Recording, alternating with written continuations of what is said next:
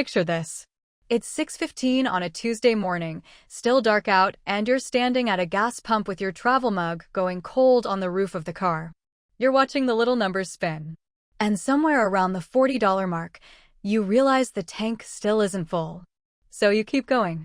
50. 60. The pump finally clicks off somewhere north of $70 for a car that took 50-something just last month. You get in. You start the 45-minute drive to a job that pays the same as it did in January. And you do the quiet math every suburban commuter is doing right now. Something has changed. And it is not going back. Here's the part nobody is saying out loud. The suburbs were built on one silent assumption. That driving was basically free. Cheap gas was the glue holding the whole move further out for a bigger house dream together. And in the span of about a month, that glue dissolved. Gas jumped roughly 35%. Not over a decade. Over weeks. So today, we're going to answer the question that's quietly keeping millions of homeowners up at night. What is your commute actually costing you? What just changed? And why are the suburbs the first place it hurts? I'm Jenna. I spend a frankly unreasonable amount of time pulling apart the everyday expenses everyone has decided are just normal. The ones that don't feel like a choice anymore. Rent, insurance, subscriptions, and the big invisible one we're talking about today, the cost of simply getting to work. I'm not here to make you feel guilty about your car or your house. I'm here to show you a number you've probably never once added up. Do me one favor before we get into the numbers. Tap that subscribe button and give this video a thumbs up. That's the entire signal the algorithm needs to put the next one in front of you.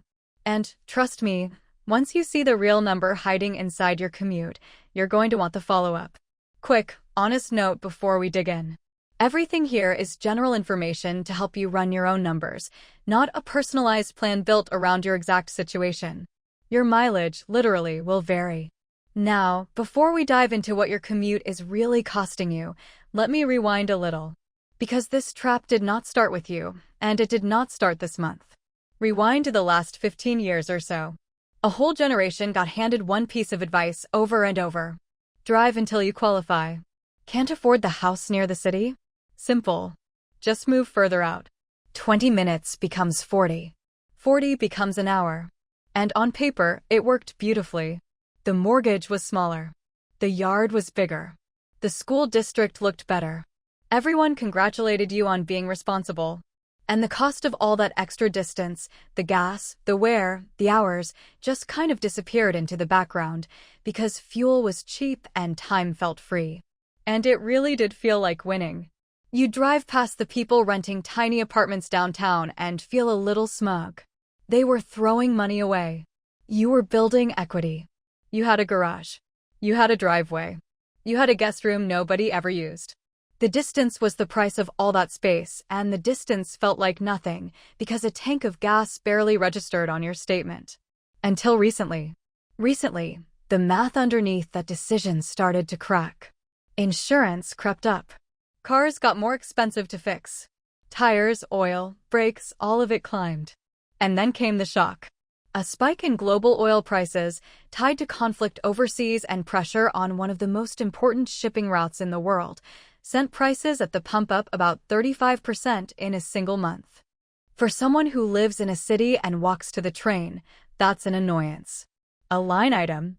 For someone who built their entire life around a 60-mile round trip, it's a structural problem. The thing that made the suburbs affordable was always cheap driving. And cheap driving just left the building. So that's the setup. Now let's get into exactly how the commute quietly empties your accounts, one tank at a time. Number 1. The pump shock is just the opening act. Here's why this matters. Most people are reacting to the gas price because it's the part they can see. The number is right there, glowing on the sign, updated daily, impossible to miss. It feels like the whole problem. It isn't. It's the trailer for the problem. Here's the dollar reality. Let's take a pretty ordinary suburban commuter. 50 miles round trip, 5 days a week. In a typical car getting around 25 miles per gallon, that's roughly 44 gallons of gas a month just for the drive to work and back. When gas was sitting near $3, that was about $130 a month. After a 35% jump, With prices pushing toward $4 a gallon, that same commute now runs closer to $175. So the spike alone quietly added around $45 a month. Call it $550 a year. For doing absolutely nothing different. Same job, same house, same route, just more expensive to exist. And here's the cruel little detail. Nobody sends you a bill for that $550. There's no notification. No email that says your cost of living just went up. It just leaks out, $45 at a time, hidden inside a purchase you were always going to make anyway. You can't cancel it like a subscription. You can't shop around for it like insurance. It's just there now, baked into every single week. The consequence of ignoring this? Most people absorb that $500 silently. They don't cut anything. They don't move anything.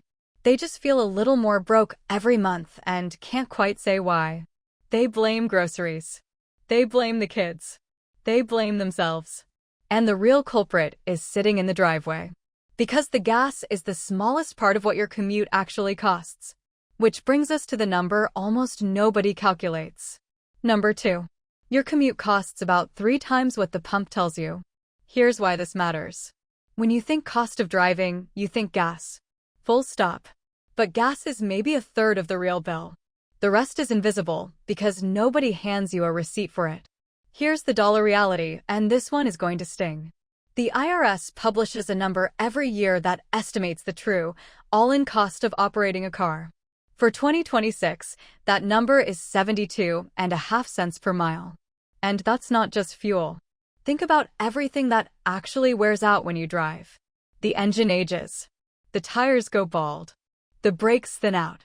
The car loses value every single mile, whether you notice it or not. Add in maintenance, repairs, and a slice of your insurance, and you get the real cost of a mile.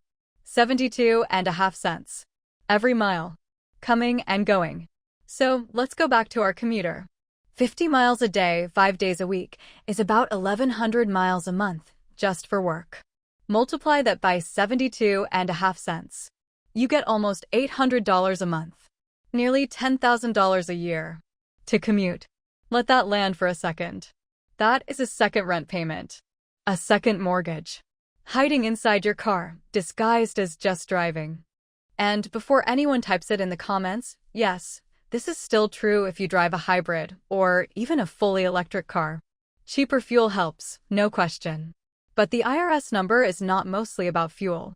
It is about depreciation, maintenance, tires, and the slow death of the vehicle itself, and electric cars depreciate and wear out too. The pump is quieter in an EV. The mile is not free.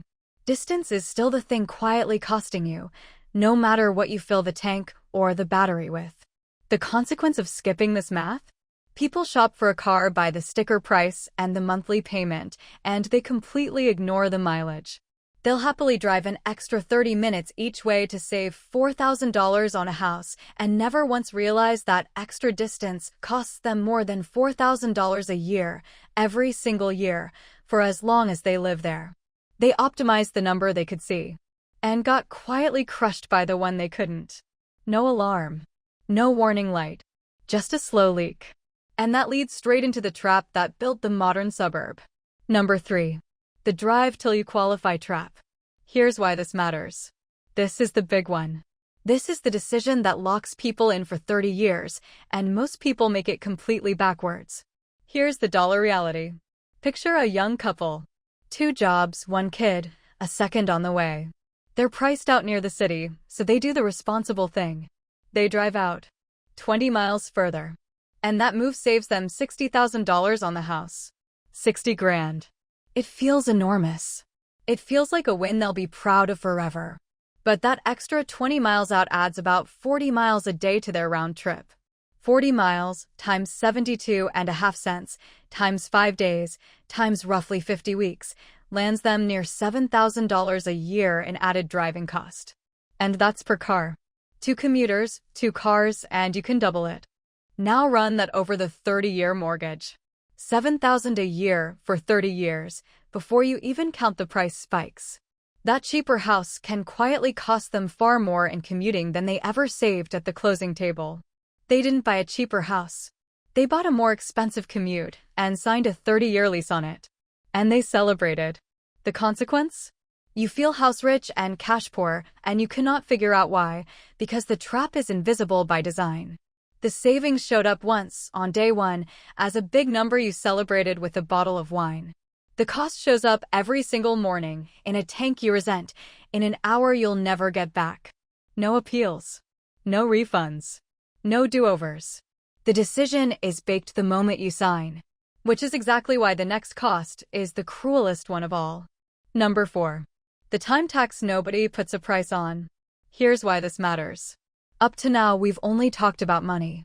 But your commute is also charging you in the one currency you can never, ever earn back. Time. Here's the dollar reality. An hour each way is 10 hours a week in the car. 10 hours. That's more than 500 hours a year, sitting in traffic, going nowhere, earning nothing, becoming nothing. 500 hours is 12 full work weeks. Imagine someone told you that you had to work 12 extra unpaid weeks a year, with no vacation, no recognition, no raise. You'd quit. But that's the commute. That's exactly what it is. And if you value your time at even $25 an hour, those 500 hours are worth over $12,000 a year of your life. Combine that with the nearly $10,000 in hard driving costs, and a long suburban commute can quietly represent $20,000 a year in money and in time gone. For a lot of households, that number is the entire gap between feeling trapped and feeling free. The consequence of never pricing your time? You treat the commute as unavoidable, as just the cost of having a house and a job. So you never negotiate it, never question it, never even put it on the table. And the years stack up silently. 500 hours. 1,000. 5,000. 10,000 hours of your one life, spent staring at brake lights. Just gone. Quietly. Which finally brings us to what you can actually do about all of this. Number 5. The commute audit. 5 moves to take the money back. Here's why this matters. You cannot fix a number you've never calculated. And almost nobody on earth has ever once sat down and added up the true cost of their commute. So step 1 is not some clever hack. It's just seeing the thing clearly for the first time. Here's the dollar reality, move by move. Move 1. Run the real number. Take your daily round-trip miles, times the days you drive a month, times 72.5 cents. That's your monthly commute cost. Write it down. Put it next to your rent. The number alone will change how you think about every drive you take. Move 2. Negotiate days, not dollars. You don't need a raise. You need a Tuesday. Every single remote day removes a fifth of your commute cost instantly. 2 remote days a week can cut nearly $4,000 a year off that number, and it costs your employer absolutely nothing. Here's the script. Don't ask, can I work from home? Say, I'd like to propose 2 fixed remote days to cut commuting time and stay sharper on deep focus work. You're not asking for a favor. You're proposing an upgrade. Move 3. Right-size the machine. If your commute is long, the most expensive thing you can possibly do is drive a big, thirsty, rapidly depreciating truck to do it. A long commute and a gas guzzler is the single worst combination in personal finance. Matching an efficient, reliable car to a high-mileage commute can save you thousands of dollars a year, all by itself. Move 4. Run the relocation math honestly. If you're house hunting right now, stop comparing only the sticker price. Compare the price, plus 30 years of commute cost, plus 30 years of your time. Sometimes the more expensive house, closer in, is the genuinely cheaper life. The closing table lies to you. The odometer tells the truth. Move 5. Invest the difference on purpose. This is the one that matters most. Whatever you claw back, do not let it dissolve back into your checking account, because it will. Set up an automatic transfer for the same day that money would have gone into the tank. Same day, same dollar, different destination. Because what happens to that money next is the entire point of this video. Let me zoom out for a second. Because this was never really about gas prices, or even about the suburbs. Here's the truth almost nobody wants to say.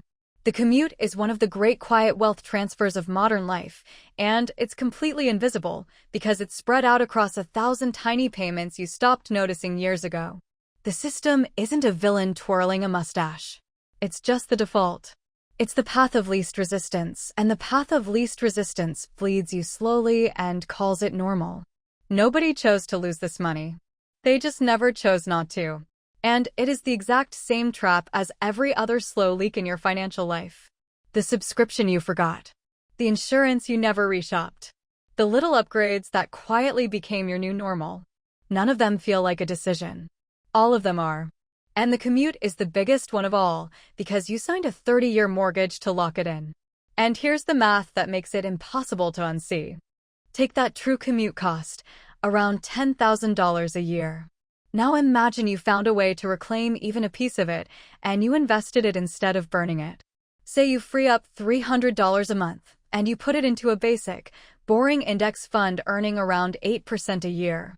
In 30 years, that single change becomes roughly $447,000 from $300 a month. And if you could reclaim the whole $10,000 a year, at 8% over 30 years, that grows into more than $1 million. $1 million. That is the real, true price tag on a long commute. It was never the gas. It was the future you were quietly trading away for it, one tank at a time. And this, right here, is the gap between wealthy people and everyone else, and it has almost nothing to do with how much they earn. Wealthy people price the whole cost, not the sticker. They buy back their time on purpose, because they know it's the only thing they can't make more of. And they locate their life close to their leverage, instead of an hour away from it. Regular people optimize the number on the sign. Wealthy people optimize the number you can't see. Same roads. Same gas stations. Same traffic. Completely different math and completely different lives. Let me paint you a picture of what escaping this trap actually feels like. It feels like driving past a gas station with a brutal number on the sign and feeling almost nothing because your tank lasts twice as long now and the cost finally fits your life. It feels like that first full week working from home, sitting down to breakfast with your kid on a Tuesday morning at a time you used to spend white-knuckling the freeway in the dark. It feels like opening your banking app on the first of the month and seeing the money that used to evaporate straight into your tank just sitting there. Yours. Waiting. Doing something. It feels like a friend complaining about their 2-hour daily commute, and you genuinely not knowing what to say, because it has been months since your drive cost you anything that actually mattered. It feels like sitting in your car in the driveway after a long day, and for once the drive home didn't feel like a tax, it felt like a choice you'd run the numbers on and made on purpose. It feels like checking that invested difference once a year, watching it quietly grow, and realizing the suburbs were never the trap. The trap was never running the number. You just had to see the real price once and decide on purpose. And honestly, that feeling, the quiet calm of knowing exactly what every mile costs you and choosing it anyway, is worth far more than any single tank of gas you'll ever save. So, there you have it. What the pump shock really means and what your commute is actually costing you. 1. The gas spike is real, but it's only the smallest, most visible piece of the bill. 2. Your true commute cost is about 72 cents a mile, not just fuel, which is closer to $10,000 a year. 3. The drive till you qualify house can quietly cost far more than it ever saved. 4. Your time is the bill nobody itemizes, and it is enormous. 5. Audit it, shrink it, and invest the difference automatically, starting this week. The commute felt like a fixed cost your whole life. It never was. It was a choice wearing a very good disguise. So this week, run your number, just once, and let it shock you a little. Then take one drive back. One tank. One Tuesday. Because the money hiding in your commute was never the gas stations to keep, and it was never the bank's either. It was always yours. And a year from now, when you see what that reclaimed money has quietly become, you are going to be very, very glad you finally went and got it.